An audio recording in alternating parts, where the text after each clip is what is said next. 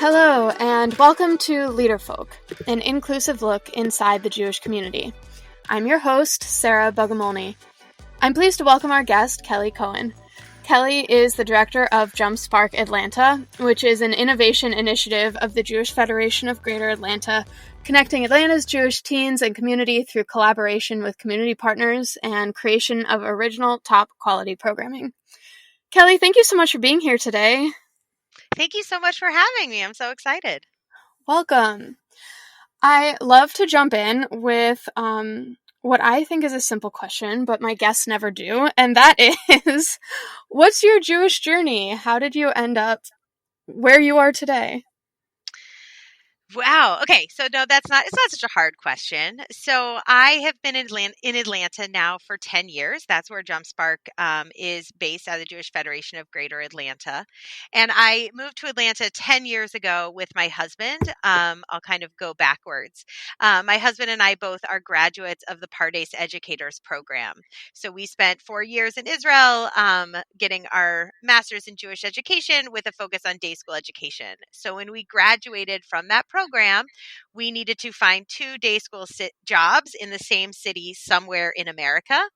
And we were able to do that here in Atlanta. So we moved here in 2011. I think that's right. Yes, in 2011. And I taught for 6 years at the Davis Academy, which is our local Reform day school. And my husband is about to enter his 10th year at the Weber School, which is the Jewish high school, one of the Jewish high schools here in Atlanta. Before we were at Pardes, doing our studies there, I lived in Boston. I graduated from Brandeis University. I have a degree in Near Eastern and Judaic Studies. I am another Jewish professional that came out of Brandeis. And I worked for 3 years after graduating from college as a synagogue educator. So my whole career has really been in Jewish education. I was a nifty kid in high school. I did EIE, high school in Israel, and I've just kind of been pursuing and finding Jewish spaces to be in. And my career has really spanned working with a lot of different ages and a lot of different settings. But I've been here in Atlanta for a while now, which I never expected to be living in the South. But it's warm and we like it a lot. That's great. I'm sure that in July it's probably a little extra warm there. Just a little bit. So when you moved on to JumpSpark, and please correct me if I'm jumping over any other accomplishments or positions, but what was that jump like from a more formal education scenario to something like JumpSpark? Yeah, that's such a good question. So I had been teaching in the classroom for 6 years. I had been an elementary school teacher. My life was really filled with hundreds of Jewish children every day, and I loved teaching. I do. I love teaching. That's really my passion. And when I transitioned to JumpSpark, which wasn't even called JumpSpark at the time, it was the Atlanta Jewish Teen Initiative. We're part of the Funder Collaborative, which is 10 cities engaged in raising teen engagement across the country. And when I moved from the classroom to working at JumpSpark, I actually came over not to be the director, but to be the education director, and to really be thinking about education work and experiential education work. And it was quite a transition. You know, people go outside during the day, which as a classroom teacher, I didn't know because I'd been in the school, from 7:30 to 3:30 every day. And so going out, interacting with people in the community has been an incredible gift. And we have an amazing Jewish community here in Atlanta. And basically, most of my job is talking to all of them every day. So I love being out in the community. I love making new relationships. And I love learning about and interacting kind of with the full breadth that the Atlanta Jewish community has to offer. When you're in a day school, you're in a very narrow setting and you interact with a narrow sliver of the community. And now I really, really interact with everyone across the board. And I love it. So can you give us a little overview of what is JumpSpark? Sure. So JumpSpark, as I said, is as you said, is an innovation initiative of the Jewish Federation of Greater Atlanta, and we are one of the 10 cities in the Jewish Teen Education and Engagement Funder Collaborative, which is supported through the Jim Joseph Foundation to really experiment with and raise teen engagement across the country.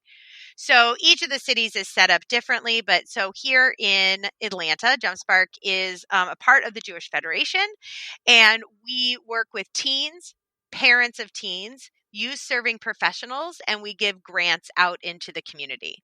So we do that in a number of different ways, but our signature teen program is the Strong Women's Fellowship, which I'm happy to talk more about.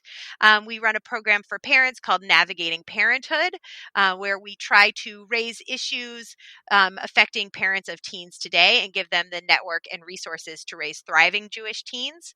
We also run JumpSpark Professional, which is networking and collaboration support for the Jewish youth serving professionals in our community. And we define that as broadly as we can because so many professionals in our community interact with or intersect with teens. And so we really cast a wide net there. And we give out grants. So since March of 2019, we've given out about $630,000 in grants. So we really are working to both support and grow the teen ecosystem here in Atlanta and make sure that we are building a sustainable future for people investing in and caring about our teens. And we also just this summer ran the virtual college road trip. So we ran 30 days of programming through June, connecting Jewish high school students and their parents with admissions offices, Hillel, Jewish life on campus for over 30 universities across the country and workshops. And we had about 2,000 people participate with us in the virtual college road trip. So we do a lot of different things, but everything we do is to support the teens in our community and to make the Jewish experience for teens, parents, and professionals the best that it can be. Wow. We're busy. We're busy. You are very busy. I'm so curious. You have this entire infrastructure built around supporting teens. And I'm curious, what are some of the needs that you identified, either in your community or in general, that kind of screamed out to you that teens were, in need of this support and this programming? Or what are the particular challenges that you're hoping to address with these programs? Yeah, I would say one of the main ones is really teen wellness. I think we have seen just a rise in anxiety and depression in our teens. And in so many ways, our teens are in crisis. I mean, just look at the world around them, right? Like the world it's kind of moving from one major world event to the next major world event. And it's a hard time to be teens and also to support them, right? To be the parent of a teen. I have 2 young children myself, and this is the first time I've ever parented through a pandemic, and I know that this is the first time the teens' parents have ever parented teens through a pandemic, so they need support also, and that's true in pandemic and non-pandemic times. So teen wellness is really a major focus of the work that we do, and I think that came about because if we're looking for teens to get more engaged in the Jewish world, we don't just want to be piling more stress and more pressure and say, you just have to do more, just do more, do more, do more. We really want to be thinking about how are the opportunities that we are creating, really thinking about from the outset the wellness of the teens and the holistic approach of dealing with teens. So we do a lot of work with parents around supporting teens. We do workshops. We work with our local JF and CS to provide support for them. That's a lot of where funding has gone and our intention. We did youth mental health first aid training for professionals. We're hoping to do more of that when we get people back together. But a lot of focus on wellness of teens and supporting the wellness of teens because it's just so complicated in the world that we live in today. Yeah, I don't think anybody could have predicted how how chaotic the world seems this year, and the challenges facing teens are certainly, unique to them, and also they feel like adults positioned in our complicated world. just like we do. Right. I mean, I think that, you realize the teens are getting the same news alerts on their phone that you're getting on your phone, right? They're seeing the same news, they're seeing the same information, and we just really need to be there for them, for their parents, for the educators who serve them, to help make sure that, that they're okay. I mean, that is really what the Jewish community is here for, right? To support you through difficult times. And we're really trying to think intentionally about how we can do that for the teens in our community. So let's zoom in on the Strong Women's Fellowship that you mentioned. What is that? What is that? So that is JumpSpark's signature teen program, and it kind of became our signature teen program because it was the first thing that really stuck that we were trying to come up with and create.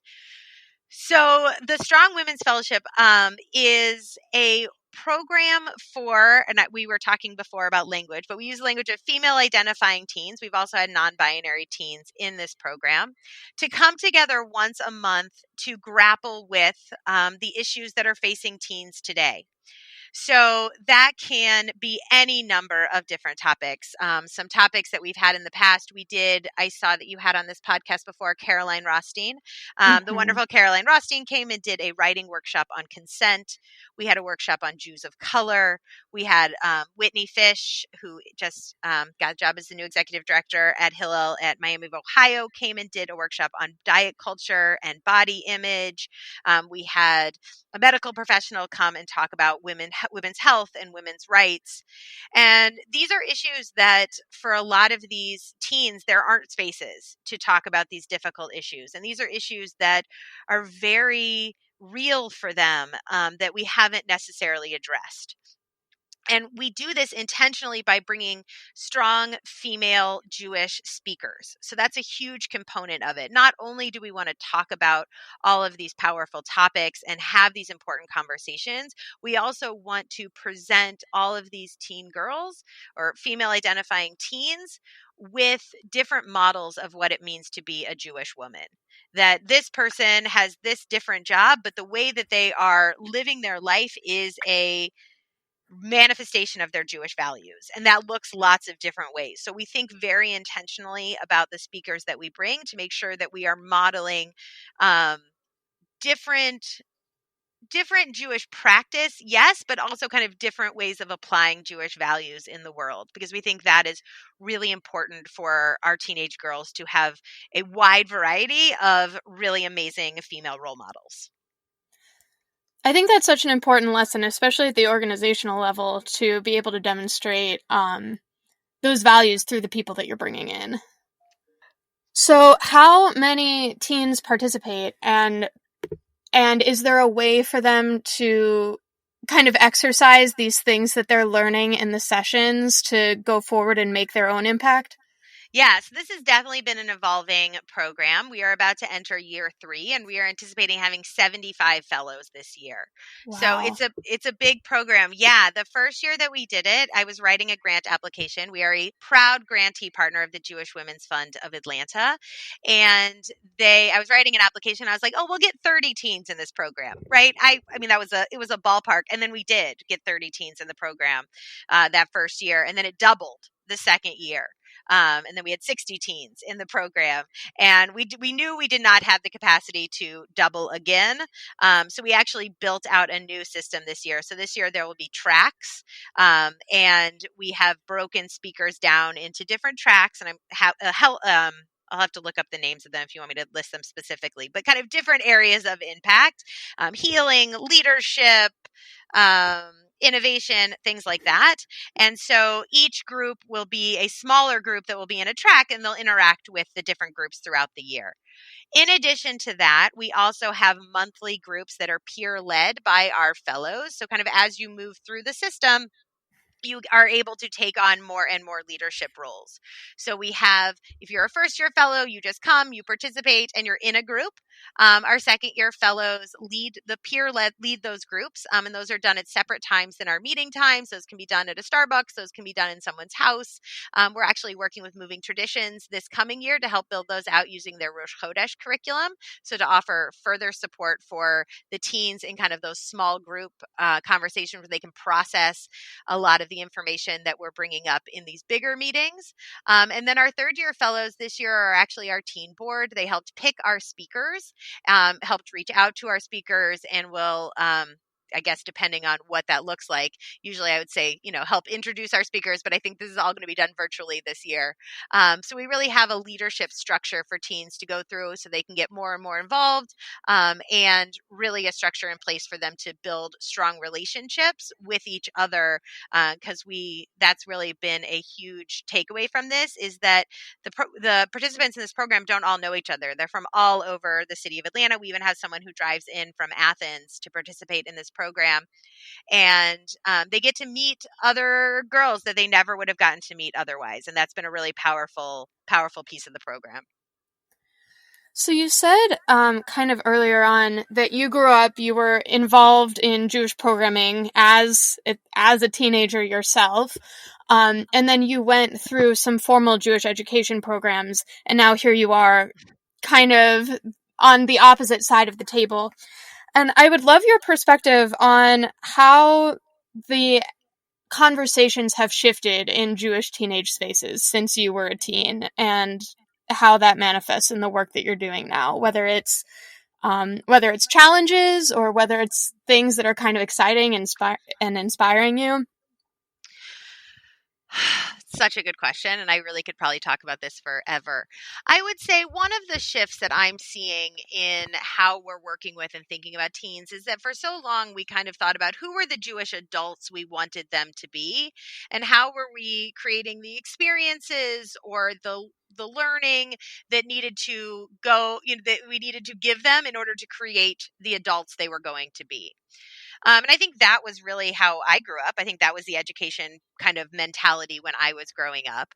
And I think that has really shifted, right? We're not necessarily, when I see a teen in front of me or when I'm working with teens, my question isn't who are you going to be? My question is who are you right now? And how are we speaking to who you are right now? And that goes back to what I was talking about, teen wellness. How are we taking care of you right now? Are you really okay? Are we supporting you? Do you have what you need? Do your parents have what they need? Do your loved ones or caregivers have what they need? And how are we helping you to bring Jewish learning, Jewish values into your life where you are now, and create ways for you to have that inform whatever it is that you're doing. So I was talking about strong women, about bringing in different role models, not kind of saying, oh, there is one way you can be a Jewish adult in the future. It's really about talking the teens in front of us and holistically addressing them and saying, how can we be with you and serve you right now? Which is really a shift in how we do everything. Do you think that the teens that you're interacting with now through your programming are more equipped for higher level conversations or more challenging conversations than the teens were maybe while you were growing up, or that the Jewish community was kind of prepared for in the past decades?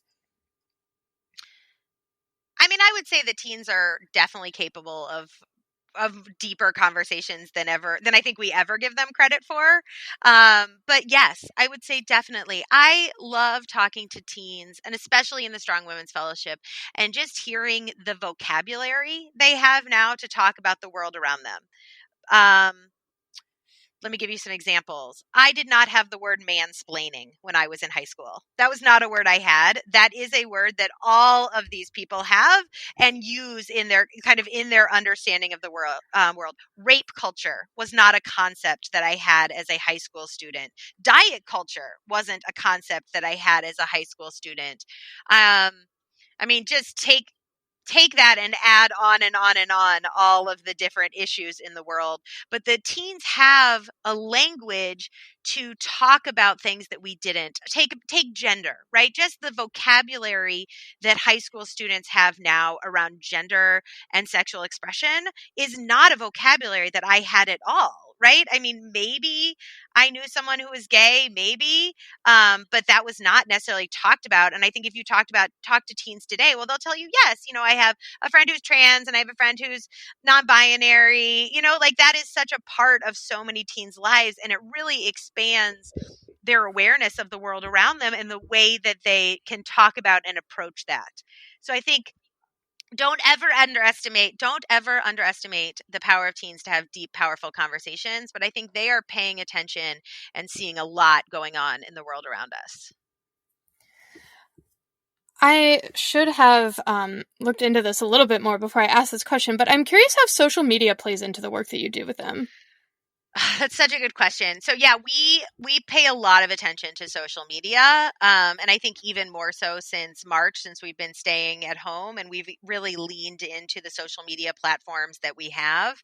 I mean, we do a lot of work on Instagram stories, trying to get teens and their own voices out there.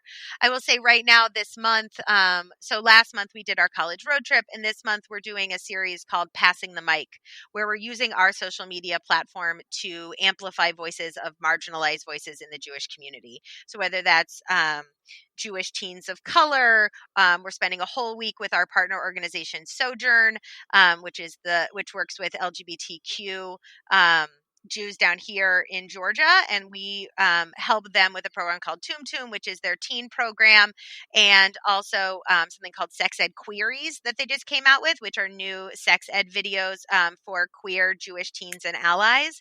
So we're giving them space on our social media platform. So we see our social media platform both as really our primary conduit to reach parents and teens, right? We all know we're on social media all the time, but also as a way to really curate and add voices to conversations around teen issues and around teen topics, to try to be a space for that as well.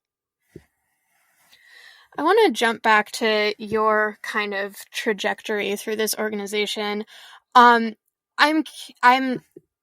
hearing you describe starting at JumpSpark as the education director and then ending up as the director now.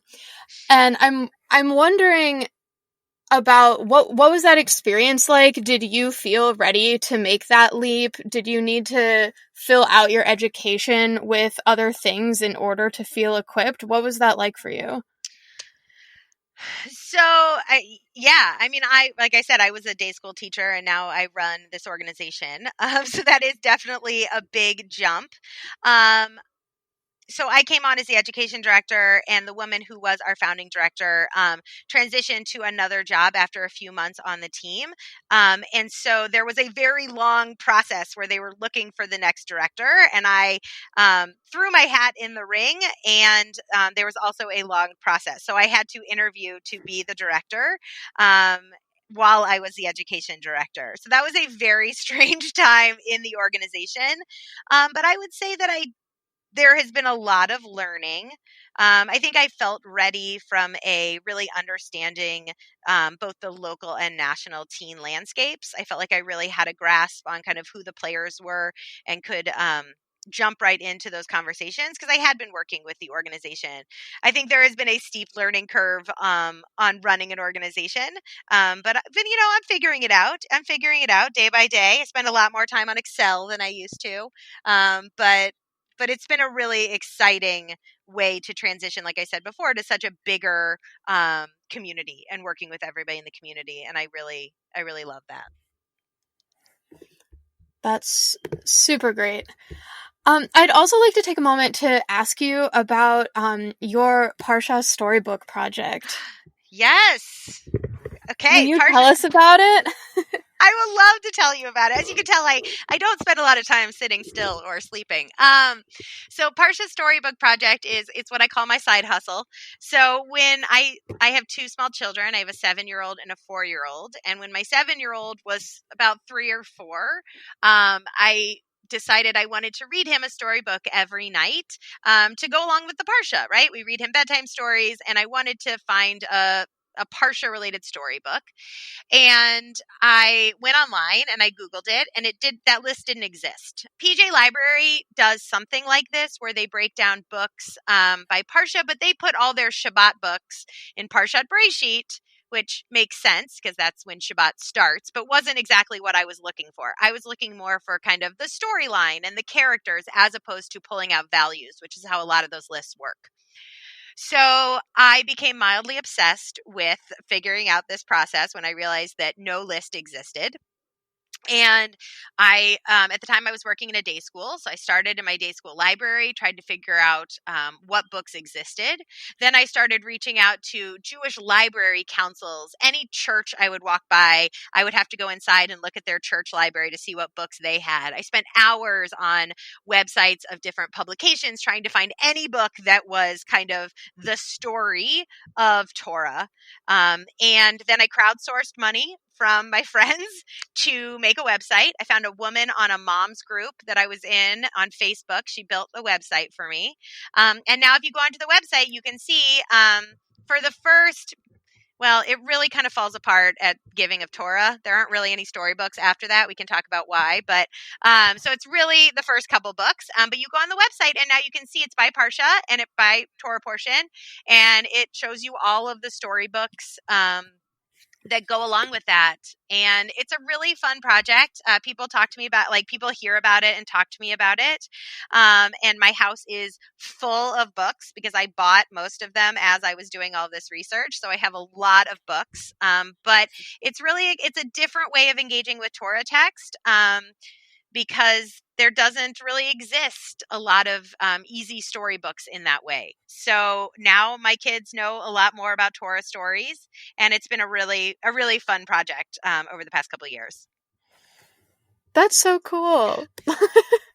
I mean, it didn't exist, so I just kind of figured out how to make it, and I'm sure it needs some updating. It needs a little bit of love because you were talking before about transitioning. This kind of came about right at the end of my day school teaching career. So I was an elementary school Judaic studies teacher. So this was right in my kind of job description before, and now it's very much not. So that kind of got moved to my side hustle.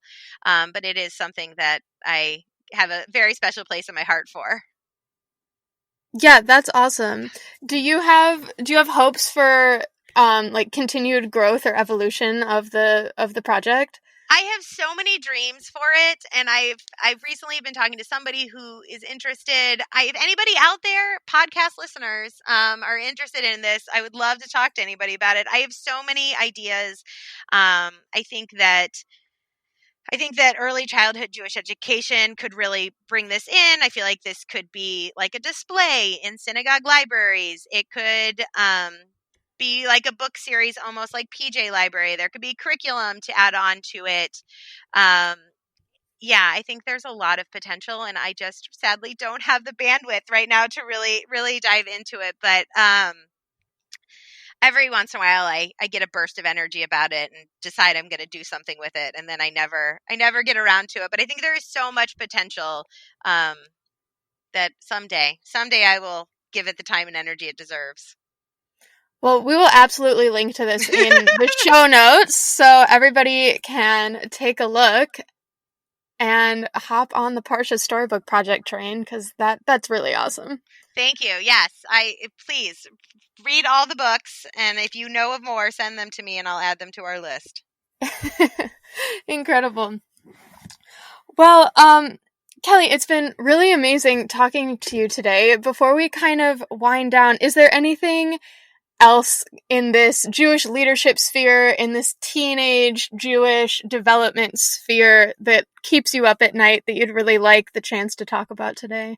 Oh, so much. I mean, I think that right now I'm just worried about, I don't want teens to get left behind in the Jewish community in kind of all of the upheaval right now. And I think that when you work with people who work with teens, we know that the youth educators in our synagogue are often kind of the bottom of the list and the first to go when funding gets cut. And we already know that, a lot of Jewish summer camps aren't running this summer. Israel trips aren't running this summer. And it's a complicated time for our teens. And I really just want to put a reminder out there to think about the teens, invest in the teens. They are not just the leaders of tomorrow. They really are the leaders of today. And I just really hope that we all take care of them and nurture them through this time so that they're there for the Jewish community in the future. So that's really what I'm thinking about right now. I just know that there's so much changing in the teen space right now. And I just, it's always changing, but I just want to make sure that the teens and everybody's okay. Got a few goosebumps in the middle there. Yeah. Yeah. Thank you so much for the work that you do and for being here today to share that with me and with our listeners. I'm very grateful. Oh, thank you so much for having me. It was really fun. Leaderfolk is all about elevating voices and starting conversations. So now we'd love to hear from you. Email us at podcast@tcjewfolk.com to share your thoughts, your ideas, or to nominate future guests. Leaderfolk is a project of JewFolk Inc. and the JewFolk Podcast Network. For more information, visit tcjewfolk.com/podcast.